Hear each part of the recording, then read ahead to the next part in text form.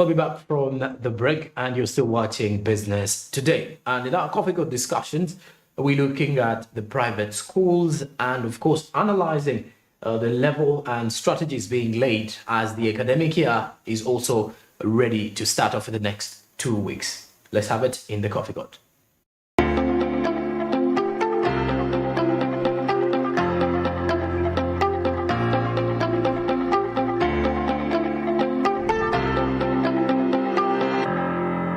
A warm welcome to today's episode of Coffee Court. My name is Rona Nahabwe, and with me is a proprietor of a private school, which is going to align with our topic today, the status quo of private schools. He is none other than SSEMPALA KIGOZI EMMANUEL SSAJJALYABEENE. I'm sure I've pronounced it correctly. So you could say hello to the viewers.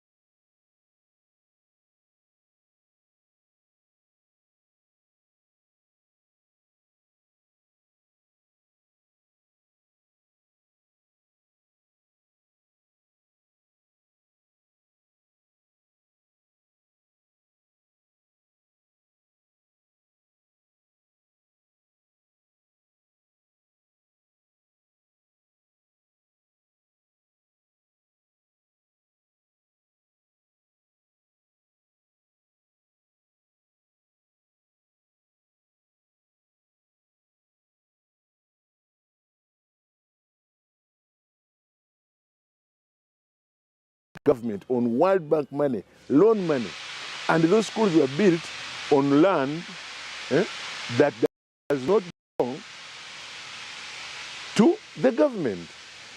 Can the government say those buildings are theirs? No. They cannot. So it's exactly the same thing. Yeah. In fact, when the private sector came in, that's what they should have done, is that they should have now extended the assistance or the assistance they're giving to all the other schools, and then all the schools become government aided, finished. Simple and direct. But today, they're leaving it to us. As you rightly said at the beginning, we are paying tax, about eight of them. The other schools that actually charge higher, much higher than most private schools, are not taxed. I remember very well, we put a case to when there was that session of UNEB, which was right in the middle of, you remember, the students were called from COVID and said, you come and do the exams. There's no way you can wait. So we got them in, and then when we called the parents to pay, they had no money. So we made an appeal to pay, sort out the UNEB fees so that these students sit. The people have not been working, and it's not their fault. We have actually told them that the buildings in which UNEB is operating are government. The vehicles they're driving are government. The salaries are government. The chairs, everything is government. Even the stationery, by the way. In fact, the money we pay is for operational, managing the exams. And that's not a lot of money. They should have actually paid that money to UNEB, and UNEB gave it out free, but they actually refused. In fact, they even clearly stated that those ones in government schools will not pay. Don't you remember? Yes. But those ones in private schools must pay. Now, do we have a private student and a government student? So the government is actually making a very, very big mistake by actually interfering into this whole thing.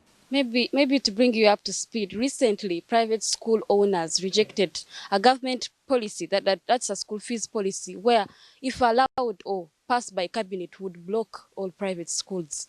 And I would like us to dissect into that very extensively and talk about it. How do you think private schools are going to survive with that policy that they have set up? If they're going to give them a fees structure, then it's like you're setting me how much I should charge. May I tell you my mind? The private schools are going to survive because the policy is going to fail. Okay. Do we have to digest more? Please. What else? Please. Because there is no way the policy can survive where government has not done these things. First of all, they have not consulted the people concerned, and we are the majority. Over 70% of the schools in Uganda are private. That's true. You see? So, if they have not consulted us, that is their problem. It's not ours. Two, they have not even assisted, not even a pen. What they have done is to give us books. But these are books for the new curriculum. And I can assure you, I can tell it openly here, even those books are not to the standards that are required by the new curriculum. I can assure you. In fact, I will say it very clearly. The way we have looked at it is like they allocated money and some people are benefiting from the money but not doing the right thing. The books are substandard and most of them are actually going to be useless within a year. You see? So what we are saying is, even if they didn't give us those books, we could run. Because they are just going to, they are taking our space for nothing. They are not going to be useful. Most of them are not to the actual thing. So if they have not invested in the schools, why do they control them? I mean, you were here in COVID era. Yes. Hospitals were millions. Somebody dies and they are charging, they want they produce a bill of 300 million for a dead person. If they allowed that one to go on, you see? If they allow fuel to go up to 6,000 without interfering, if they allow national water, which is a government body, to increase the fees, why do they refuse me to increase the fees? Yeah, yeah. It's really, in principle, it doesn't make sense and it will not work, I can assure you. It can't work because, I mean, here I am. This school is not in Kampala, in Wakiso, but the difference is the same. We call it Greater Kampala or Metropolitan something. If they insist, and I say, okay, no problem. Dear parents, I cannot run the school, take away your children. You see? They will take away the children and the government will do nothing because they have no control over what I'm doing. And then I put a hotel here. I will put a housing estate here, and then I will sit and then give an agent to collect money for me, and then I will actually live a much better life than actually quarreling with government. You see what I mean?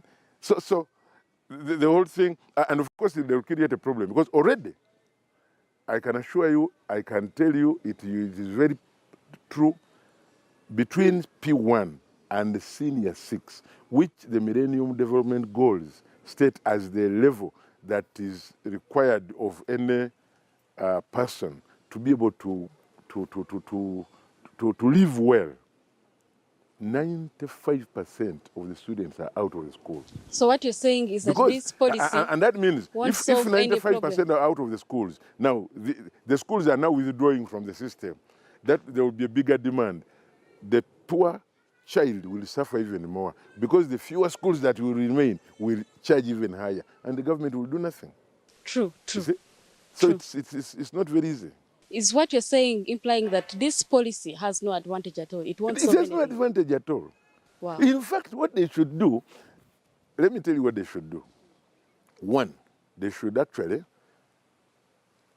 set up a committee with us there, and then we see what is the problem. How do we solve the problem of high school fees?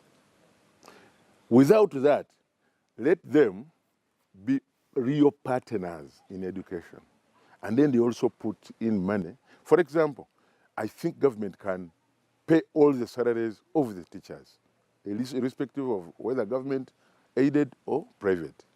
They can still give us all the chemicals. They can still give us equipment. They can give us tax-free waivers. They can, so that that way we shall now say, okay, yes, because there is no way. If the people in government are investing in high skyscrapers around us and they're getting money from rent, how do you expect me not to get rent from my school? And I'm not making a profit. I just want my rent. And if the school doesn't make a profit, that's not, people think that we are making a lot of money. We are not. It is just you rent, the parents and the students and the teachers rent my space, teach the students, and then they pay me, and then I go away. That is as simple as that. I'm in the school running the school, and I'm also getting a salary. If I go away, I will stay on the rent, and then I don't get a salary. The whole thing, in principle, is that let us become partners in the system. If they refuse that, then alternatively, let them buy the schools. Subsequently, they give us the money, they take over the schools, and then they run them the way they want. When you mention of the private sector contributes 70% of the taxes that we collect. The taxes come from here. So working together and aligning thoughts together to come up with a single solution would be. But which other suggestions would you suggest for government? And what I'm saying is the other one is to actually buy off buy all the schools in private sector. They all become government property, and then we do other things. And then the government government can set the prices but not a school that is not even theirs. And they're making many more mistakes. There is the Education Act has a section which I don't quite remember the number.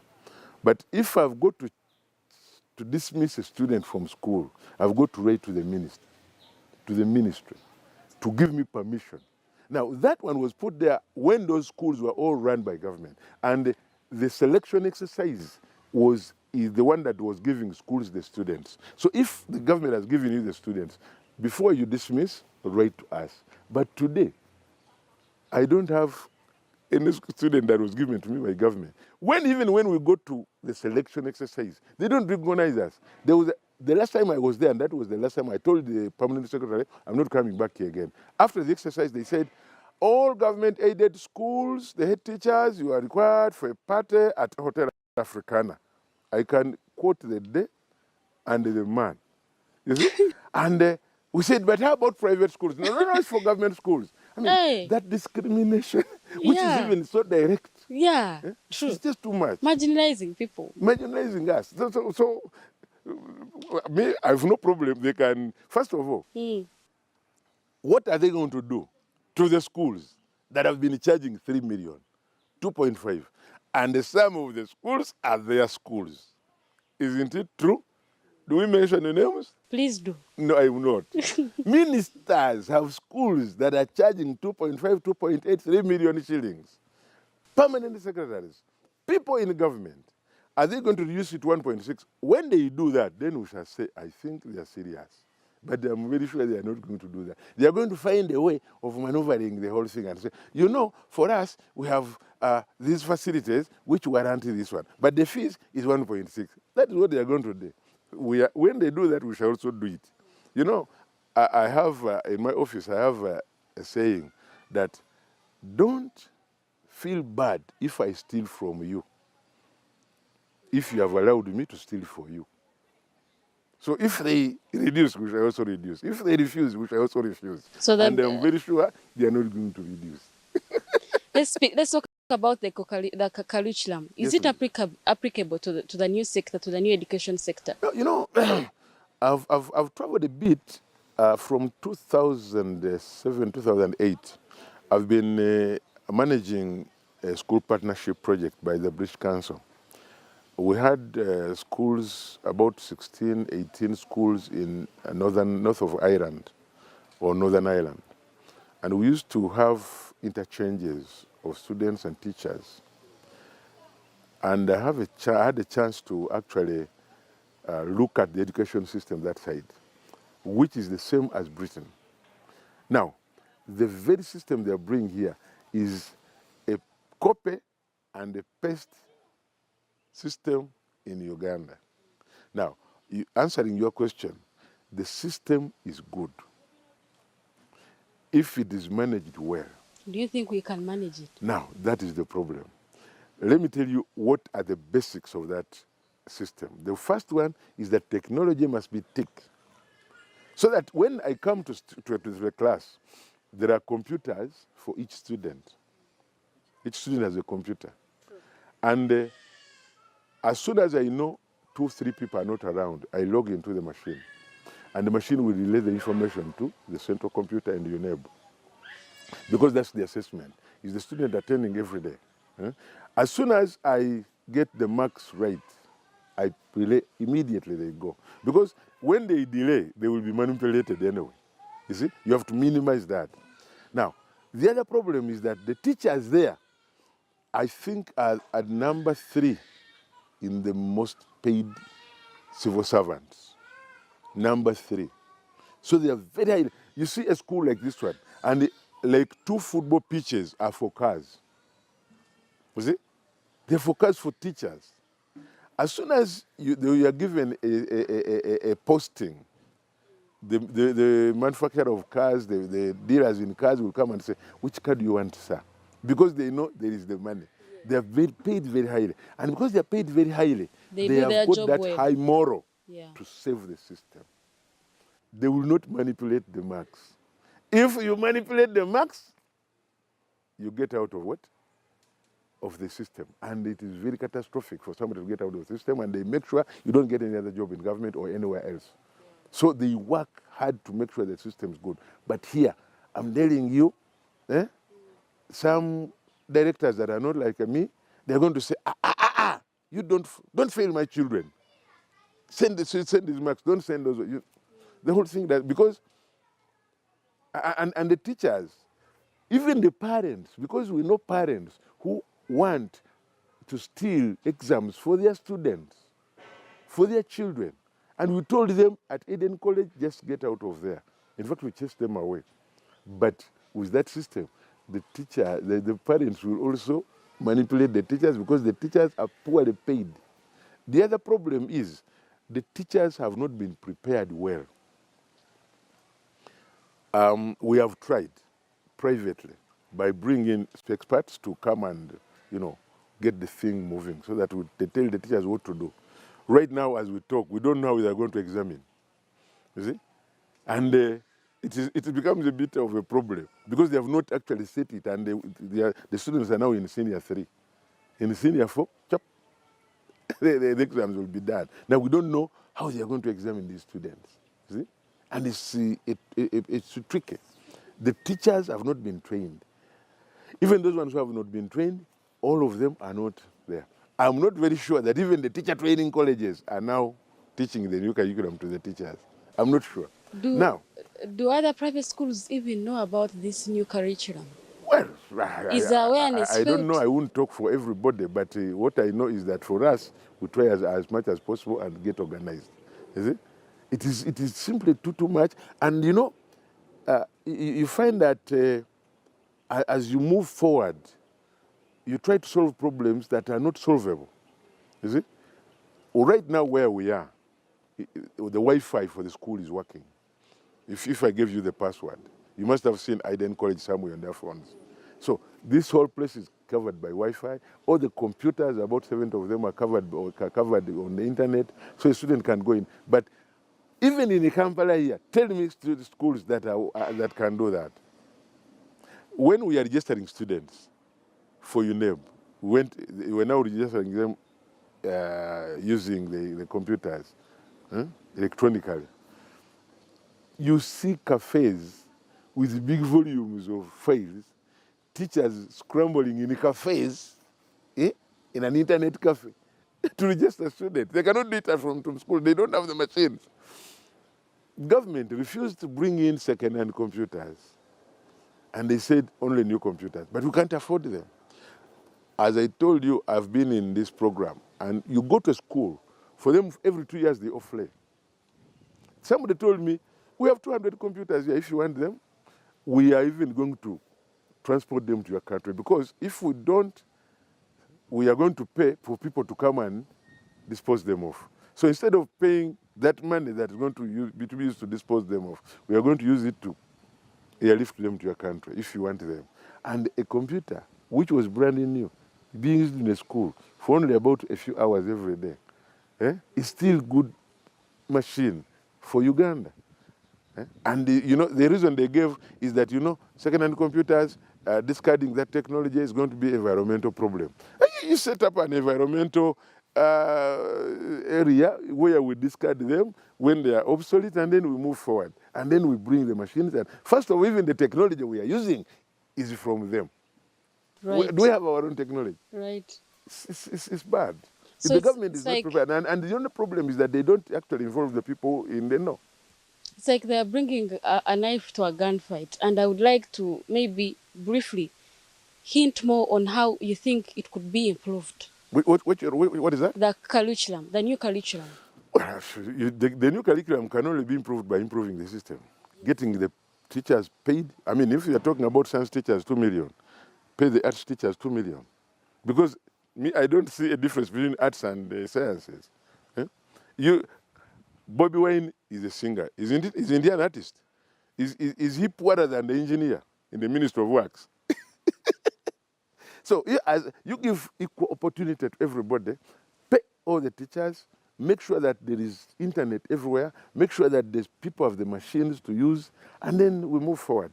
Because let me tell you why that system is good. The system, but where they are picked it from P1 to P7, the equivalent, they have already identified the student that one is going to be a journalist. This one is going to be an engineer. This one is going to be that by assessing and studying the person and actually talk, And then in the P7, in the senior 4, in the senior 6, there is no failure. And which is what they are trying to cover up. But the failure is, for them, by P7, they know, what's the name again? Rona. Rona can only achieve 60%. That is her maximum. When she hits 60%, first grade. But John can hit 90%. 60% is third grade. You see? So each one gets his or her first grade. And then everybody is happy. And at P7, they channel them into schools that are in their interest. Because the system has picked everything. You see? And you see, they bring out very good carpenters. They bring out very good plumbers, very good engineers, very good singers. There is a school where I went, and they're specializing in performing arts. And they told us, you give us a story in Uganda. Then we told them about a story of a student who lost parents and has no fees and is struggling. And they said, you come back next week, I have a small film for you. Of course, they went on the net and then served to the poor students and da. By the time we went back, they gave us a skip of 15 minutes. It was a real film. And that was senior 5 students. A real film. And the equipment they have is first class. You see? So, before they equip, before they pay well, before they get the system, all the schools on the net, nothing can really move. Maybe as we wrap up this conversation, I would like to maybe connect this. The reason why the private sector schools are not as performing as they should be is because maybe they're expensive and some parents channel their kids to government schools. What are your thoughts on that? Can you say that again? Maybe the reason as to why the private sector schools, why they are not maybe performing or have as many students as they would like to be, is because some of them are expensive. No, but you are one of the people you must educate. The most expensive schools have got the biggest number of school students. You go to 10. The most expensive schools, and those people pay at the gate. The cheaper schools are struggling. There are 2 types of schools that are getting many students.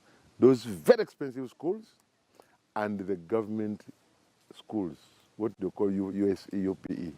because everybody now who cannot afford the other one charge on. Now there is also this middle, the Iden colleges that are not expensive, that are not very cheap, but also moving forward. They are not making profits, they are struggling, but as maybe I should tell you, it is very, very difficult closing a school. You know, you would wish to close a school, and then everybody says, how do you close our school? As soon as you start a school, it ceases to become yours, to be yours. It now belongs to the student, to the old students and the rest of them. I'll give you an example. There was a student here who was very indisciplined, and we got him after senior 3. So after registering, the boy became unruly. So we compiled the file properly. We said, this student must go. And we wrote to your neighbor and said, can you please take him somewhere else to do his exams for senior 4? We are not going to be with him. Now, instead of going to the neighbor, he took it to the ministry. And they concocted a story against us. And then they wrote to me and said, can you give us reasons why we should not revoke your certificate of teaching, your registration for the school? How dare you do this?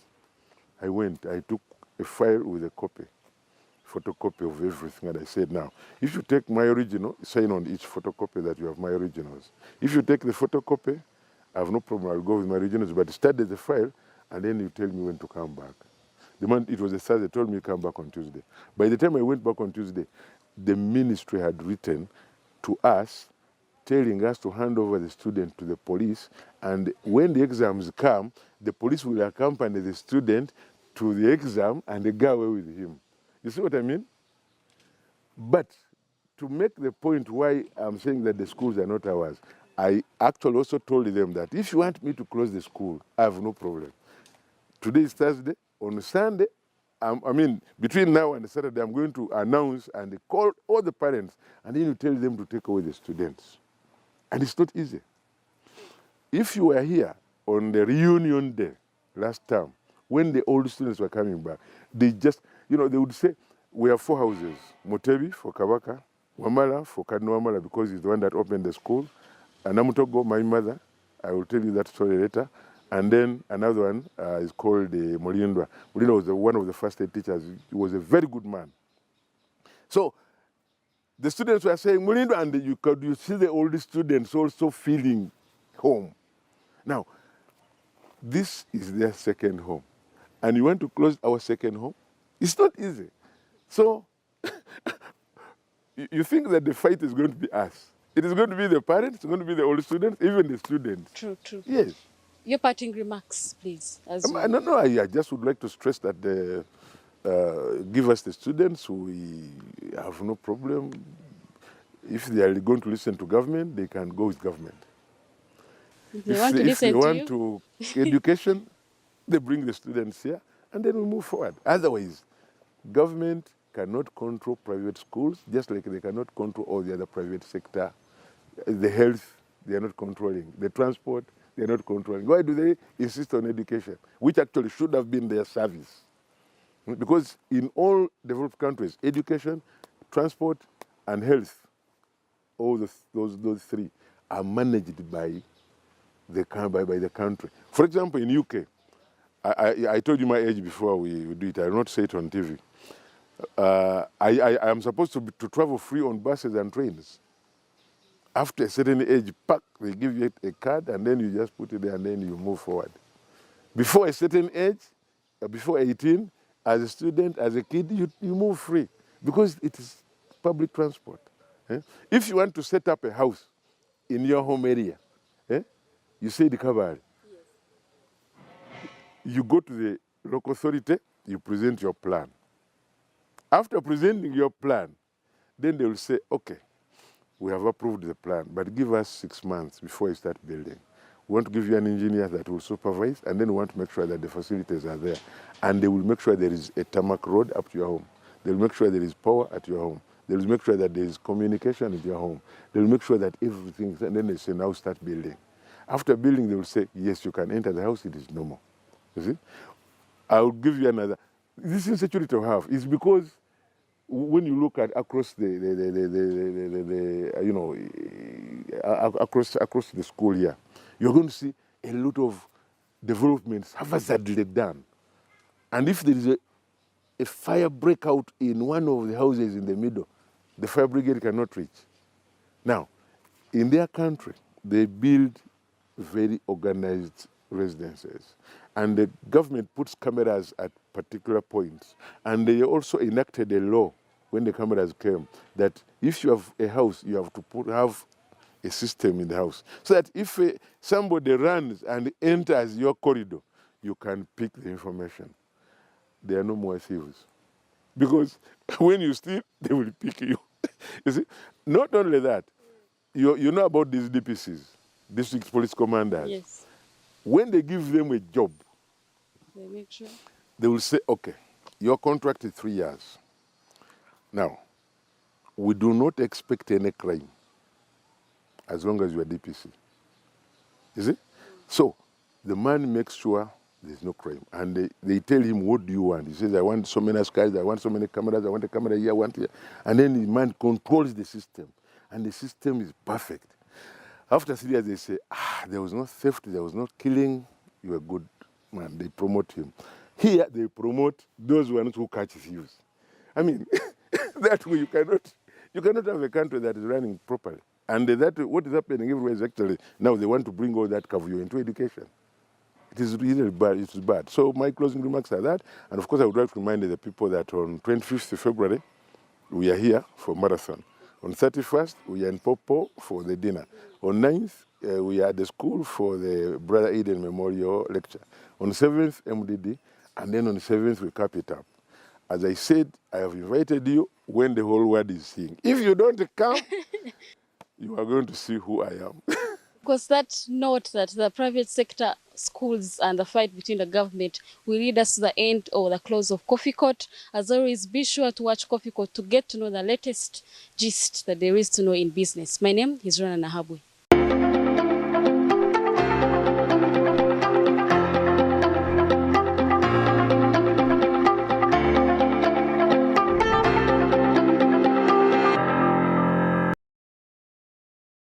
An interesting conversation that one was, and indeed very insightful. I'm JORAMPAUL SONKO with Winnie Williams and our coach in sign language. Many thanks for being part of Business Today. Till tomorrow, same time. Good evening.